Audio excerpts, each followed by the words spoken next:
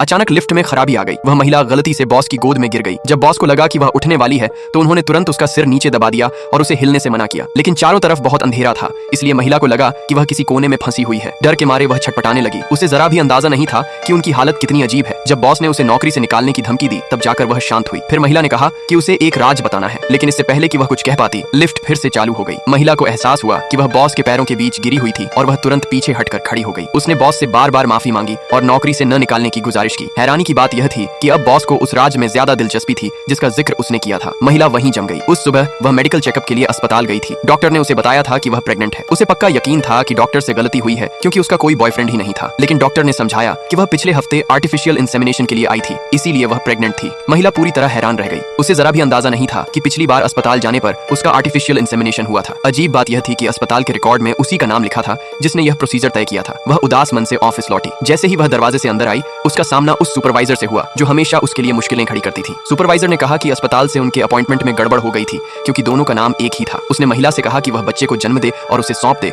और इसके बदले में $1 मिलियन अमेरिकी देने का ऑफर दिया। महिला पूरी तरह सन्न रह गई। उसे पता था कि सुपरवाइजर बॉस की मंगेतर है, जिसका मतलब था कि उसके पेट में पल रहा बच्चा बॉस का है। सुपरवाइजर ने उसे सोचने के लिए पूरा 1 दिन दिया और चली गई। बाद में वह महिला बॉस के साथ लिफ्ट में फंस गई। उसे लगा था कि शायद वे जिंदा बाहर नहीं निकल पाएंगे, इसलिए उसने सोचा कि वह उन्हें सारा राज बता देगी। जब लिफ्ट फिर से चलने लगी तो उसमें एक भी शब्द बोलने की हिम्मत नहीं बची। जैसे ही लिफ्ट का दरवाजा खुला वह तेजी से बाहर निकल गई और उसे उस दिन काम पर आने का पछतावा होने लगा। अगर आप जानना चाहते हैं कि आगे क्या होगा तो इस वीडियो को लाइक करें, कमेंट में पार्ट 2 लिखें और सब्सक्राइब करना न भूलें।